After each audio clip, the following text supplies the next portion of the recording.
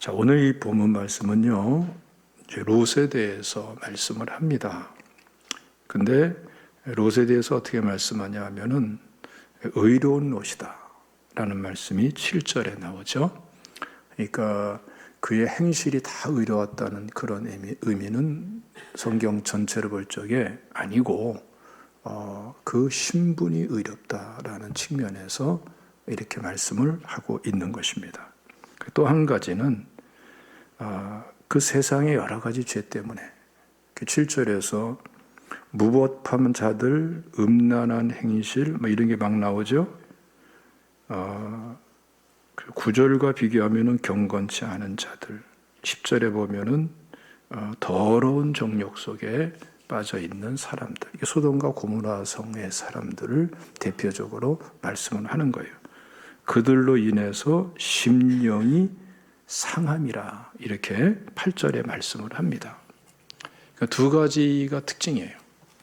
의로운데, 신분은 의로운데 삶은 이 세상 속에 살면서 상처를 많이 받고 심령이 상하고 이런 상태에 계속 머물러 있었다라는 것을 말씀을 하는 거예요.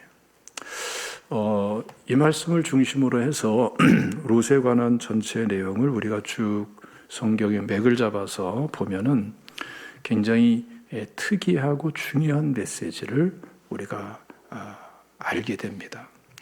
창세기 12장 말씀 보면은 아브라함에게 말씀하시죠. 너는 너의 고향과 친척과 아비집을 떠나 내가 네게 보여줄 땅으로 가라 하면서 내가 너로 큰 민족을 이루게 하겠다. 내게 복을 주어서 창대하게 하겠다. 너는 복이 될 것이다. 너를 축복하는 자에게는 내가 복을 내리고 너를 저주하는 자에게는 내가 저주하리니 땅의 모든 족속이 너로 말미암아 복을 얻을 것이라로 말씀하세요. 이거 언약의 말씀이에요. 하나님의 언약은 이렇게 하나님께서 명령하는 그러한 구조 속에서, 웬 창조주 하나님이시기 때문에 명령하는 구조 속에 주시는 언약들이 굉장히 많이 나오죠. 그런데 이때의 4절 말씀 보면은 아브라함이 하나님 말씀에 순종해서 본토 친척 아비집 갈대아 우를 떠나서 결국은 가나안 땅으로 가죠. 그런데 이때 중요한 말씀이 나옵니다. 이에 아브라함이 여호와의 말씀을 따라갔고 롯도 그와 함께 갔으며, 누구도 함께 갔어요? 롯도 함께 갔어요. 참 발음이 참 롯도라고 그래가지고 어떤 사람들은 롯도 복권이 성경에서 시작이 되었다 이런 말을 하는 사람들도 사실 있어요. 우스갯소리로. 롯이 이렇게 함께 따라갔어요. 근데 롯은 아브라함은 따라갔지만 아브라함의 믿음은 따라가지를 못하고 아브라함의 예배는 사실은 소홀히 하는 사람이죠. 아브라함이 붙잡은 하나님을 붙잡고 사는 사람이 아니고 세상을 붙잡고 살아요. 그러니까 그야말로 이 롯은 그야말로 롯도 같은 인생을 산 사람이다. 이렇게 볼 수가 있는 것입니다. 창세기 13장 말씀 보면은 특이한 일이 나타납니다. 아브라함을 하나님이 물질적으로 많이 축복하는데 하나님께서는 롯에게도 엄청난 축복을 주세요. 그래서 한 지역에 함께 거주하기 어려울 정도로 엄청난 축복을 줍니다. 그래서 그 아브라함의 종들과 롯의 종들이 서로 그 목초지를 더 좋은 걸 얻기 위해서 서로 편치 않고 싸우고 브리스 사람들, 다시 한번 주변에 있는 이방인들이 지켜보고 하나님의 영광을 가릴 그런 지경이 되고 말았어요. 그래서 하나님 앞에서 아브라함이 결단을 하죠. 야, 이거 서로 이제는 분리해서 살아야 되겠다. 축복의 결과였어요. 근데 이때에 아브라함이 굉장히 중요한 말을 하죠. 네가 좌하면 나는 우하고 내가 우하면 나는 좌하리라. 이건 네가 전체를 바라보고 네가 정말 얻고 싶은 그 땅을 취해서 가라. 너한테 선택권을 주겠다. 그랬더니 이 롯이 적어도 삼촌인데 그렇게 좀 자기를 위해서 배려해서 그런 말을 하면은 좀 체면도 좀 차리고 양보도 좀 하고, 삼촌 어떻게 내가 그럴 수 있겠습니까? 삼촌께서 택하시면은 저는 다른 쪽을 택할게요. 말이라도 이래야 될 것 같은데 롯은 사방을 쫙 둘러다보면서 가장 기름지고 문화가 꼽히고 경제적으로 좋고 정말 애굽의 풍요함처럼 그렇게 풍요로움이 넘치는 땅이 어딘가, 소위 말하면 잘 사는 데가 어딘가를 딱 바라보고 취해서 간 곳이 어디예요? 그게 바로 소돔과 고모라예요. 소돔과 고모라. 롯은 이런 사람이었어요. 롯은 이런 사람이었어요.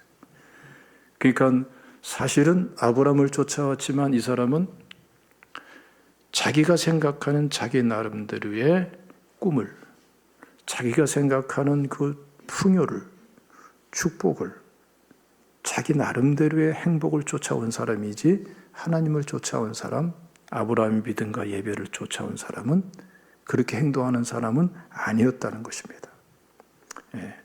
이런 상태에서 일이 벌어지죠. 바로 14장에 이어서 보면은 거기 그돌라오멜의 연합군이 쳐들어옵니다. 그러니까 저 북쪽에서부터 이 경로를 보면 말이죠. 쫙 요단강 이 동쪽을 쫙 흩어서 그냥 휩쓸고 지나가는 거예요. 엄청난 세력이죠.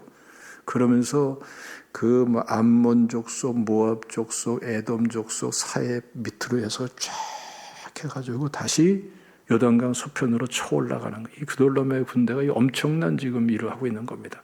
그러면서 소돔과 고모라의 온갖 좋은 금은 보화 폐물을 다 뺏고 사람들은 노예로 잡고 저 꼭대기 단까지 가는 거예요. 이 엄청난 세력이죠. 이때 누가 여기에 희생자가 되죠? 그 롯이 또 그 가족이 희생자가 되는 거예요. 그러니까 하나님께서 아브라함을 통해서 구출해 주셔서 그렇지 여기서 끝장날 수도 있는 사람이었어요. 자, 그런데 또 한 가지 사건이 일어나죠. 그 후에 롯이 성문에 앉아서 있는데, 보니까 특별한 사람들이 다가온단 말이죠.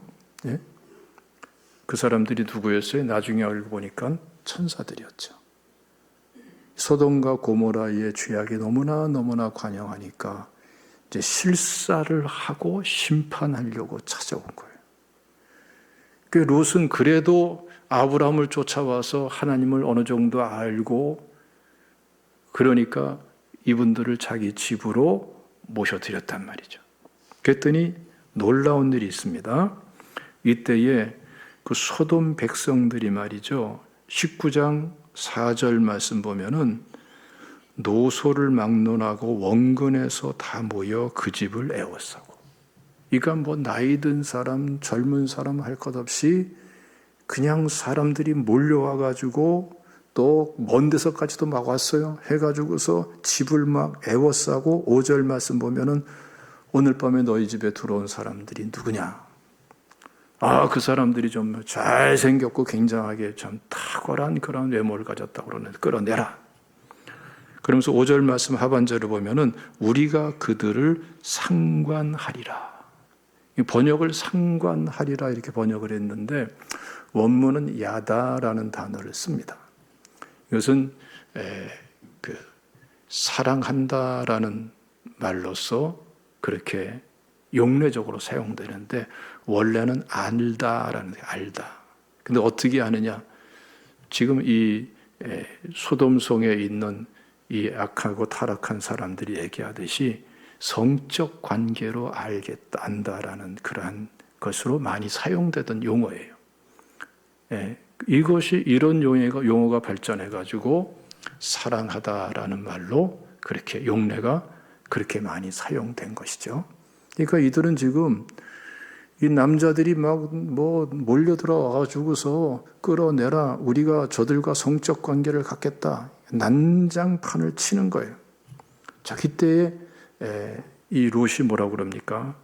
8절 말씀 보면은 내게 남자를 가까이 아니한 두 딸이 있노라. 청하건대 내가 그들을 너에게로 이끌어 내리니 너희 눈에 좋을 대로 그들에게 행하고 이 사람들은 내 집에 들어왔은즉 이 사람들에게는 아무 일도 저지르지 말라. 내 두 딸을 내주겠다. 결혼도 안 하고 그야말로 순결한 처녀들이다. 내줄 테니까 저 사람들은 여러분들이 해롭게 하지 말아라. 그러니까 롯도 사실은 좀 이상하죠? 그렇죠? 해법이 또 다른 죄, 더 이상한 죄로서 해결하는 이러한 모습을 볼 수가 있어요. 이러면서 이제 소돔과 고모라의 심판이 떨어지는데 창세기 19장 26절 말씀 보면은 천사들이 아브라함의 중보 기도를 다 들으신 하나님의 명령을 통해서 롯의 가족들을 피난시키는데, 그런데 롯의 아내는 어때요? 그걸 미련을 가지고서 뒤돌아보다가 수금 기둥이 돼버려요. 자, 그것으로 끝나지 않습니다. 롯이 소알로 피했다가 소알에서 두려워서 견딜 수가 없어. 너무나 재앙이 심각한 거예요. 그러니까 산으로 도망갔어요. 산에 올라가서 거주하면서 두 딸과 함께 세 식구가 사는데 큰 딸이 작은 딸에게 얘기하죠. 우리가 아버지랑 동침하자. 지금 여기는 우리 배필될 사람도 없고 이거 이 악한 세상에서 우리가 명분은 그럴듯한데 하는 짓은 뭐예요? 자기 아버지랑 똑같아. 또 죄를 짓는 거야. 그래서 근친상간의 행위가 벌어지는 거예요. 그리고 이제 여기서 바로 모압과 암몬이 태어나게 되죠. 이게 바로 모압 족속과 암몬 족속의 그런 조상이 되고 마는 거예요. 참 희한하고 비극적인 일이 계속해서 이어지는 것을 볼 수 있습니다. 근데 이것으로 끝나질 않아요. 이것으로 끝나지 않고 그 모압과 암몬 족속이 잘 됐느냐? 잘 되지가 않더라는 거예요. 예. 그 이들은 말이죠. 자기 아버지 롯과 비슷한 행적으로서 갑니다. 그러니까 롯은 아브라함을 쫓아왔지만 아브라함이 믿는 하나님, 신분상으로는 의롭지만 아브라함이 드리는 예배에 대해서 제대로 이해하지 않고 제대로 헌신하지 않고 그저 그야말로 로또 복권을 취하듯이 세상 것을 취하면서 그것이 우선순위가 돼가지고 그렇게 해서 행복하려고 잘 살려고 노력했던 이 롯, 영적인 가치를 뒤로 해버리고 세상적인 가치만 잔뜩 움켜쥐고 있던 이 롯,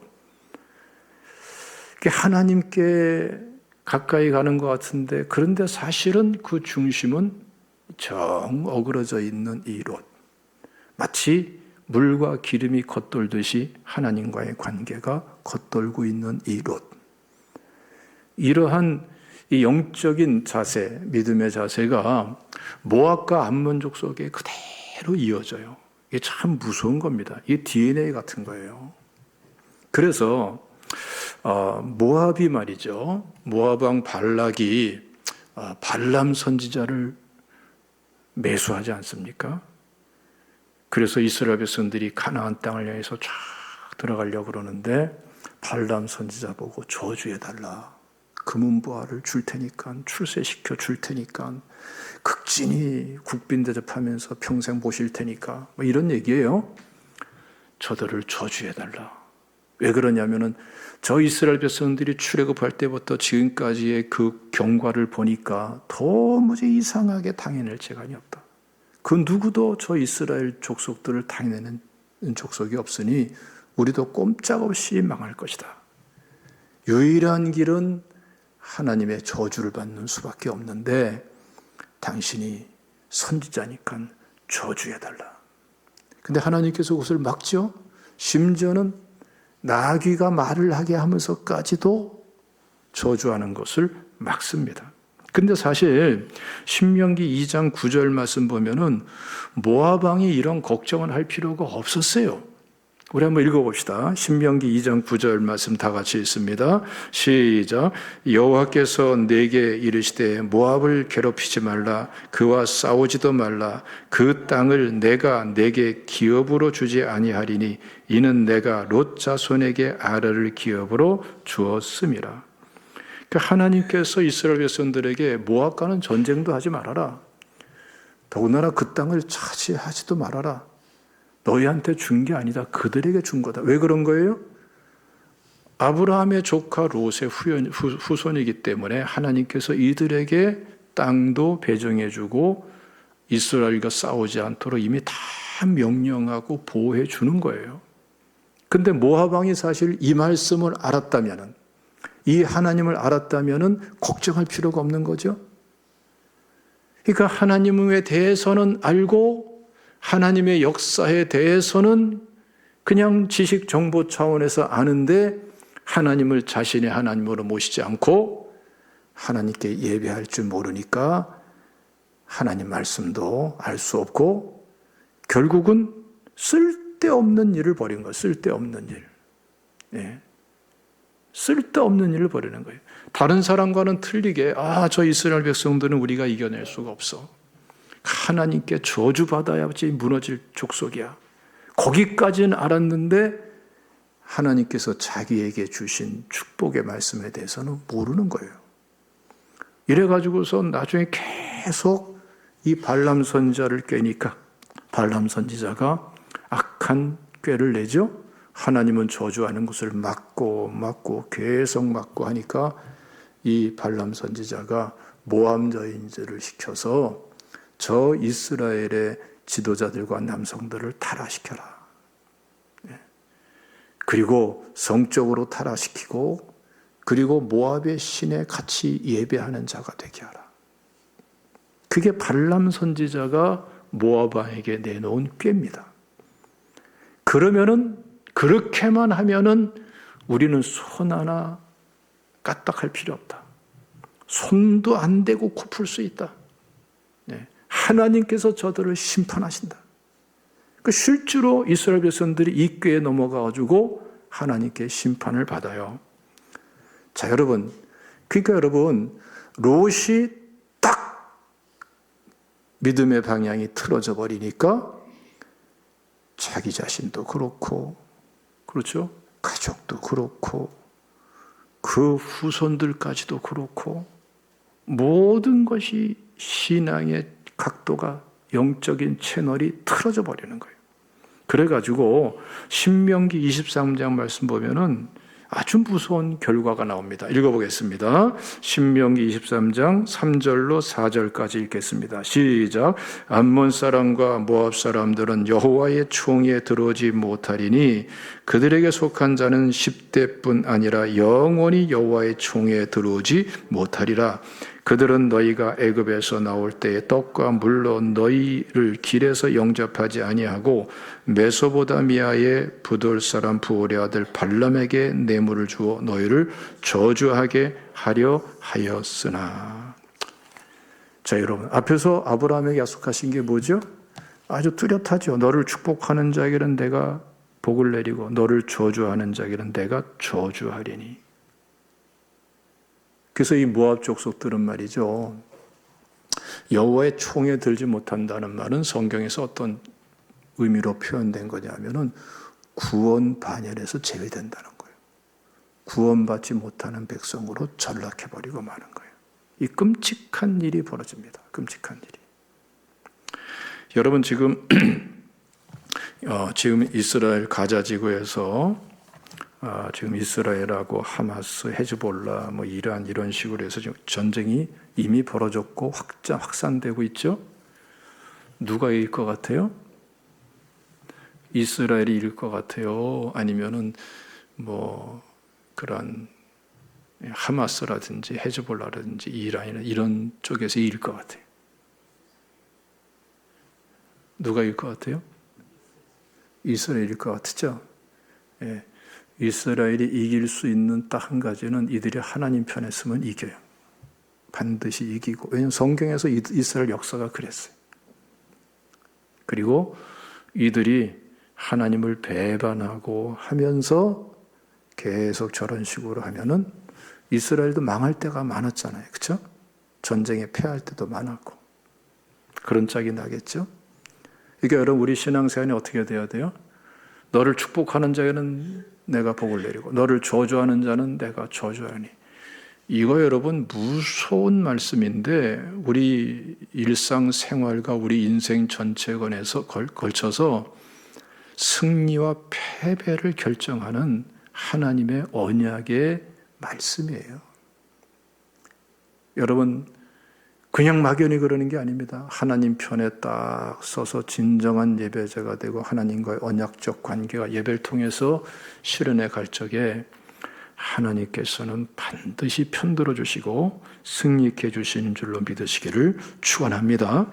자, 근데 여러분, 이러한 배경을 가지고 우리가 정말 마음 담아서 정리해야 될 신앙의 요소들이 있단 말이죠. 보세요. 롯은 신분상으로 의로운 사람이에요. 그런데 마치 로또를 취하듯이 세상적인 물질, 그리고 사회적인 출세, 신분 상승, 이거를 추구해가는 사람이었어요. 그 과정 속에서 롯은 어떤 사람이었어요? 심령이 상하는 사람이었어요. 심령이 상하. 그러니까 심령이 상하고 죄로 인해서 불법한 행실 때문에 음란한 행실들을 보면서 고통스러워하면서도 물질을 움켜쥐고 물질 때문에 거기에 머무르고 사회적인 신분 상승을 추구하면서 그것을 감내하고 이런 사람이 롯이었어요. 실제로 롯의 행적을 보면 말이죠. 아브라함을 떠나가지고 이제 소돔성 가까이에서 삽니다. 그러다가 그 다음 단계는 더 소돔성 근처로 갑니다. 이제는 그 성 안으로 들어가 삽니다. 나중에는 그 성문에까지 앉아요. 성문에까지 앉는다는 건 그냥 앉는 게 아니에요. 그 이미 사회적인 신분이 높아졌다는 거예요. 그러니까 이 롯은 물질도 취했고 그리고 사회적인 신분 상승도 취했어요. 그런데 무엇을 대가로 지불했어요? 그 과정 속에서 심령이 상하는 것을 감수하면서 물질을 취하고 다시 말하면 하나님과의 영적인 관계 예배를 깨뜨리면서 그러면서 괴로워하면서도 물질 때문에 사회적인 신분 상승 때문에 계속 소돔과 고모라 성에 머물러 있는 거예요. 거기서 그돌라오멜의 군대로 인해서 재앙을 당하고 이런 일 벌어지는 거죠. 그래도 거기에 머물러 있어요. 그래서 여러분, 물질적인 가치관, 세속적이고 출세주의적인 그러한 가치관이 사람을 얼마나 무섭게 만드는지 몰라요. 예. 오늘날도 많은 그리스도인들이 물질 때문에 신분 상승, 사회적인 어떠한 변화, 출세라는 것 때문에 자신의 영적인 가치를 무너뜨리고 예배를 무너뜨리고 그러면서 심령이 상한 채로 계속 세상과 부딪히면서 사는 사람들을 우리가 많이 볼 수가 있어요. 근데 그 심령이 상할 때, 어떠한 결과가 나타나고 있는가? 이거 우리 잘 알아야 됩니다. 이 롯을 통해서 우리가 잘 깨닫고 분별해야 될 게 바로 이겁니다. 많은 사람들이 내가 이렇게 마음이 상하지 않냐? 내가 이렇게 힘들어하지 않냐? 나는 저 죄에 대해서 거부하고 있다.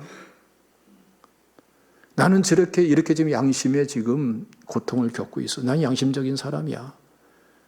이러면서 계속해서 롯처럼 소돔과 고모라에 머물러 있는 사람들이 얼마나 많은지 몰라요. 여러분 본문 말씀 보면 흥미있는 것을 볼 수가 있어요. 7절에 보면은 무법한 자들의 음란한 행실로 말미암아 고통당하는 의로운 롯을 건지셨으니.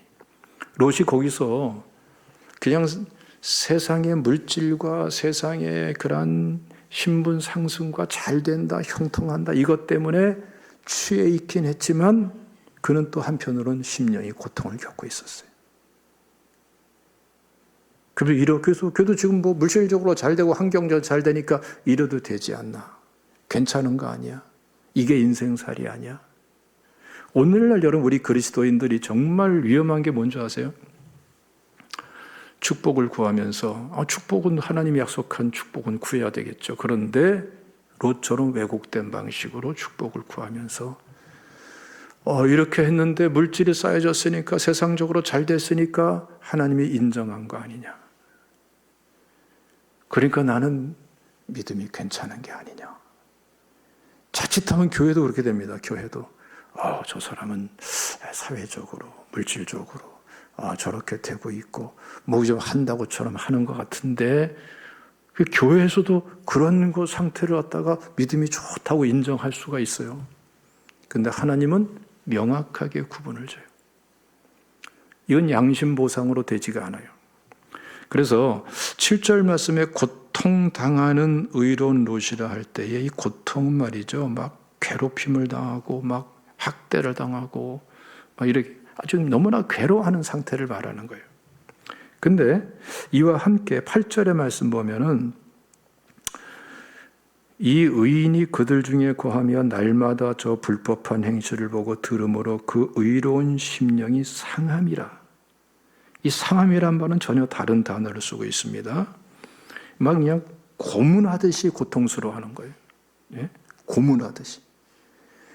그럴 때 사용되는 말이에요. 그러니까 이 롯이 얼마나 갈등하고 괴로웠는지 이 두 단어를 통해서 알 수가 있겠죠. 보통 고민한 게 아니라 막 고문당하듯이 영적으로 심령이 막 괴로워서 그렇게 세상에 취하고 돌아오면은 괴롭고 막. 그러니까 오늘날 이런 사람 많죠? 그래서 우리나라 술 소비량이 뭐 세계 1위라는 말도 있어요. 예? 여러분들의 가정은 어떤지 모르겠어요.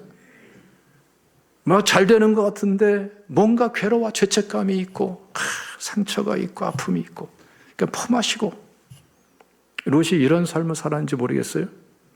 근데 분명한 것은 괴로웠어요. 그런데 이렇게 심령이 상할 때에 어떠한 결과가 나타나는가? 첫 번째로는 이 물질적 풍요와 사회적인 신분 상승이 하루아침에 잿더미가 돼버리더라. 이겁니다. 이게 양심보상으로 내 마음이 심령이 괴로워하고 고통하는 것으로 해결될 문제가 아니라는 거예요. 거기서 끊고 뛰쳐나와야 될 문제지. 하나님과의 관계를 회복함으로 해결할 문제지 거기 뻗딩기고 고통스러우니까 내가 이만큼 진실한 사람이야 양심적인 사람 이만큼 아파하지 않아. 때가 되면 하나님께서 재앙을 내리신다 이거예요. 두 번째로는 한두 번은 건져주세요. 오늘 7절, 본문 7절과 8절 읽어봅시다. 7절과 8절 시작. 무법한 자의 음란한 행실로 말미암아 고통당하는 의로운 롯을 건지셨으니 이는 이 의인이 그들 중에 거하며 날마다 저 불법한 행실을 보고 들음으로 그 의로운 심령이 상함이라. 보세요. 하나님께서 건져주셨어요. 그돌라오멜의 군대에서도 건져주셨어요. 그렇죠? 자, 그리고 유황불 심판에서도 건져주셨어요. 세상과 함께 재난을 겪었지만 거기서 하나님께서 긍휼로서 건져주셨어요. 자, 그런데 여러분 건져진 게 건져진 것 같지 않아요. 심령이 상하고 있을 때에 하나님이 건져주셨네. 여기까지도 괜찮은 거야. 이런 생각하면 큰일 납니다. 우리의 심령이 세상의 죄와 함께하면서 상할 때에 어느새 우리는 어떤 사람이 돼가느냐? 세상과 자꾸 동화돼 가요. 이게 이제 무서운 거예요. 이게 무서운 거예요. 그래서 여러분 롯을 보십시오. 롯을 보면은 참 희한한 말 하지 않습니까? 다시 한번 읽어봅시다. 창세기 19장 말씀 8절 다 같이 읽겠습니다. 시작. 내게 남자를 가까이 하지 아니한 두 딸이 있노라. 청하건대 내가 그들을 너희에게로 이끌어내리니 너희 눈에 좋을 대로 그들에게 행하고 이 사람들은 내 집에 들어왔은즉 이 사람들에게는 아무 일도 저지르지 마라. 본인은 착한 일을 한다고 선한 일을 한다고 하는데 아무리 읽어봐도 이상하죠. 뭔가 저 앞뒤가 안 맞는 소리를 지금 하고 있다. 아니, 천사들을 보호하는 것은 좋은 일이지만 딸을 내주는 것은 이상한 일이잖아요. 이 이상함을 어디서 발견할 것입니까? 어느새 심령이 상한 채로 계속 소돔과 고모라 성에 머물러 있는 그 시간 속에서 어느새 롯도 변질되고 있어요. 동화되고 있어요. 이게 무서운 거예요. 또 한 군데 읽어봅시다. 창세기 19장 26절 말씀 시작. 롯의 아내는 뒤를 돌아보았으므로 소금 기둥이 되었더라. 우리 인간적으로 생각하면은 아니 하나님도 너무하시지. 한번 뒤돌아봤다고 소금 기둥을 만드셔? 그렇게만 생각하는 사람은 담세포적인 생각을 하는 사람이고 왜 뒤를 돌아봤을까? 이거예요. 이 지금 소돔과 고모라 상에서 지금 저 재앙 속에서 벗어나면서 막 피난 가도로 천사가 막 이끌고 있는데 이 롯의 아내는 어때요? 아직도 미련을 버리지 못해. 마음은 잔뜩 저 소돔과 고모라 성에 가 있어요. 그러니까 롯의 아내도 변질됐어요. 동화돼 버렸어요. 물질주의에, 출세주의에, 세상주의에, 세속주의에. 심령이 상하는 그 시간에 우리는 세속화되고 있는 시간이라는 것을 알아야 됩니다. 자, 여러분, 우리 또 한 군데 읽어봅시다. 30절 말씀부터 한번 쭉 읽어봅시다. 시작. 롯이 수알에 거주하기를 두려워하여 두 딸과 함께 수알에서 나와 산에 올라가 거주하되 그 두 딸과 함께 굴에 거주하였더니 큰 딸이 작은 딸에게 이르되 우리 아버지는 늙었고 온 세상의 도리를 따라 우리의 배필될 사람이 이 땅에 없으니 우리가 우리 아버지에게 술을 마시게 하고 동침하여 우리 아버지로 말미암아 후손을 이어가자 하고 그 밤에 그들이 아버지에게 술을 마시게 하고 큰 딸이 가서 그 아버지와 동침하니라. 그러나 그 아버지는 그 딸이 눕고 일어나는 것을 깨닫지 못하였더라. 이튿날 큰 딸이 작은 딸에게 이르되 어젯밤에는 내가 우리 아버지와 동침하였으니 오늘 밤에도 우리가 아버지에게 술을 마시게 하고 내가 들어가 동침하고 우리가 아버지로 말미암아 후손을 이어가자 하고 그 밤에도 그들이 아버지에게 술을 마시게 하고 작은 딸이 일어나 아버지와 동침하니라. 그러나 그 아버지는 그 딸이 눕고 일어나는 것을 깨닫지 못하였더라. 보세요. 이 큰 딸과 작은 딸이 하는 얘기를 보면은 굉장히 질서정연해요. 그렇죠? 자, 이번에는 큰 딸이 그러는 거야. 내가 아버지와 이제 다음엔 공평하게 순서대로 질서 있게 이제는 이제 동생에게 이제는 오늘은 네가 아주 합리적이고 질서적이에요. 그리고 명분도 굉장히 있습니다. 온 세상 도리를 따라서 우리 배필될 사람이 없으니 참 이래요. 더군다나 여러분 지금 아버지를 술 마시게 하고 그리고 나서 자기들만의 범죄로 삼자는 거예요. 이게 참 이상하고 어떻게 이런 일이 있을 수 있는가라는 생각을 우리가 할 수가 있어요. 예? 그런데 사람이 타락하면 그렇게 되는 거예요. 사람이 타락하면. 요즘은 좀 뜸하던데요. 바로 몇 년 전만 하더라도 잊을만 하면은 계속 반복되는 그 기사가 있었어요. 뭐냐면은 일본에서 이러한 일인데 일본에서 그 딸이 커갈수록에 누구를 사랑하냐면 이성적으로 사랑하는데 자기 아버지를 사랑하는 거예요. 아버지를. 근데 그 정도가 어느 선을 넘다 보니까 어떤 결과가 돼요? 그러면 자기 어머니가 연적이 돼버리죠. 그래서 어머니를 미워하기 시작해. 자라날수록. 그 딸 가진 집들 조심해야 될 것 같으네. 우리는 딸이 없어서 그래가지고 연적이 되는 거예요. 그래서 실제로 어머니를 죽여요. 어머니를 죽이는 살인사건이 심심치 않게 그 한 2, 3년에 한 번씩 우리나라에 뭐 토픽으로 오기도 하고 다른 기사로 오기도 하고 그런 식으로 끊임없이 들려왔어요. 여러분, 이것은 우리나라로서는 도무지 이해가 안 될, 아직까지는 그렇죠? 근데 배경을 알면 우리가 이해할 수가 있어요. 배경이 어떤지 아십니까? 일본은요, 거의 공식 통계로서, 제가 기사들을 검색한 거예요. 공식 통계로서 12만 개의 크고 작은 산사가 있어요. 12만 개. 그러니까 이렇게 불당같이 이런 것들이죠.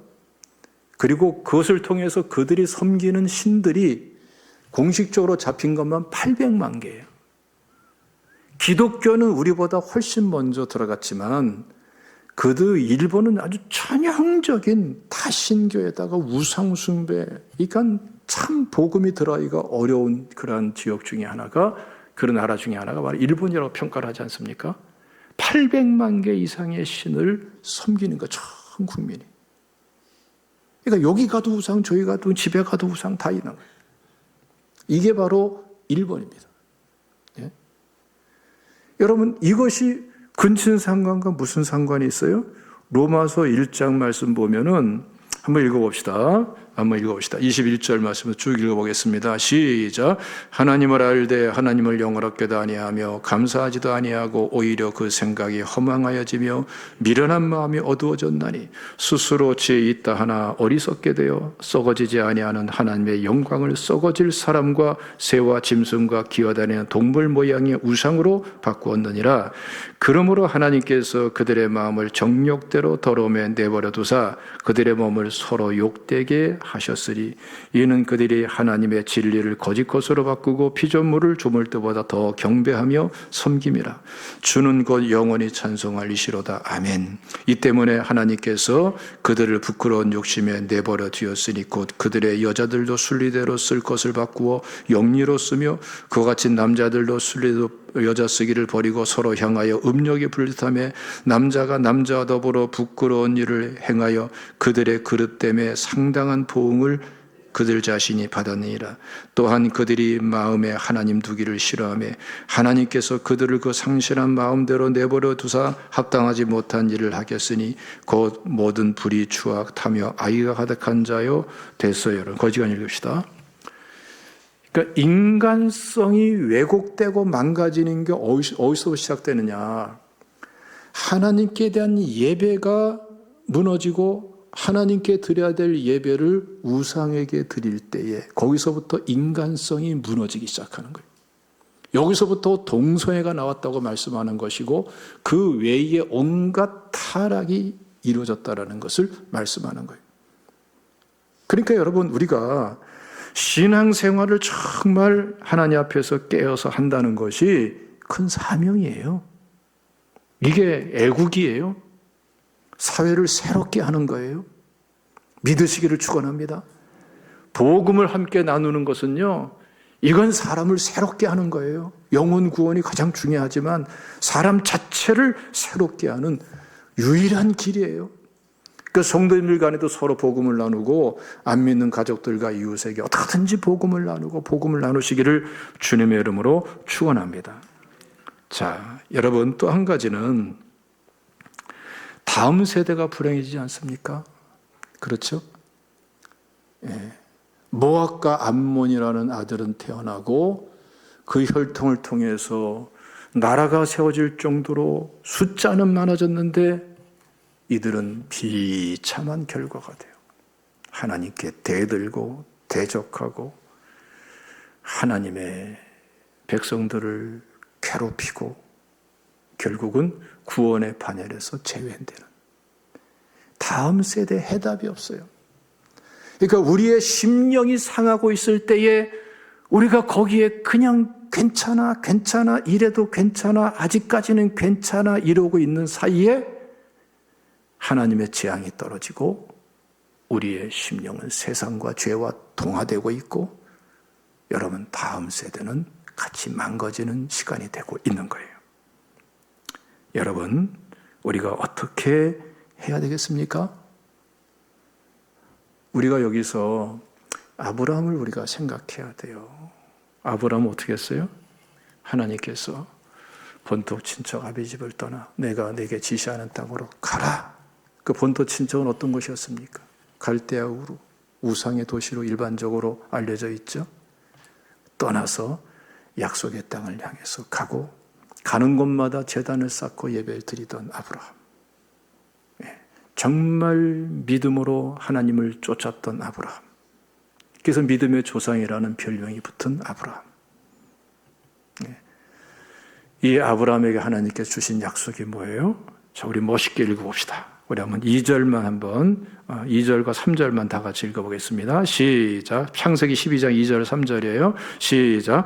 내가 너로 큰 민족을 이루고 내게 복을 주어 내 이름을 장대하게 하리니 너는 복이 될지라. 너를 축복하는 자에게는 내가 복을 내리고 너를 저주하는 자에게는 내가 저주하리니 땅의 모든 족속이 너로 말미암아 복을 얻을 것이라 하신지라.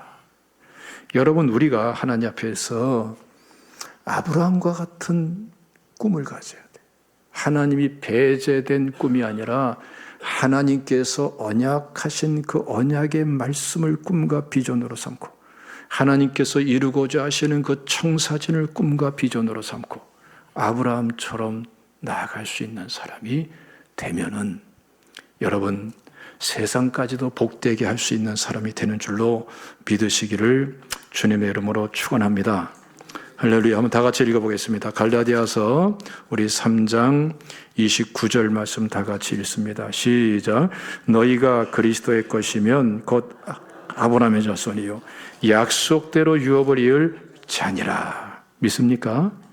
여러분 제발 롯의 길을 가지 마시고 아브라함의 길을 가시기를 주님의 이름으로 축원합니다.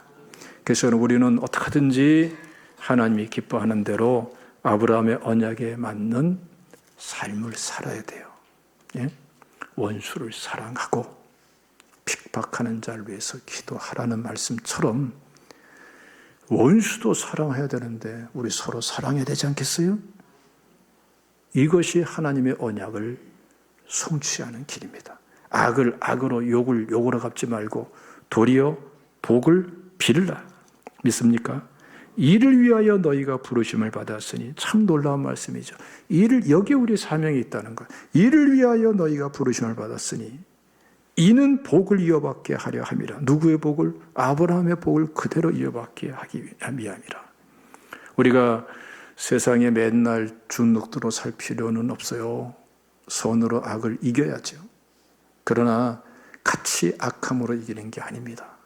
악을 악으로 욕을 욕으로 갚지 말고 도리어 복을 빌며 살아계신 하나님을 인정하며 나갈 적에 하나님께서는 아브라함의 언약 속에 담겨있는 또 우리에게 허락하신 그 언약의 반열 속에 들어있는 그 축복을 하나님께서는 반드시 실행해 주실 줄로 믿습니다.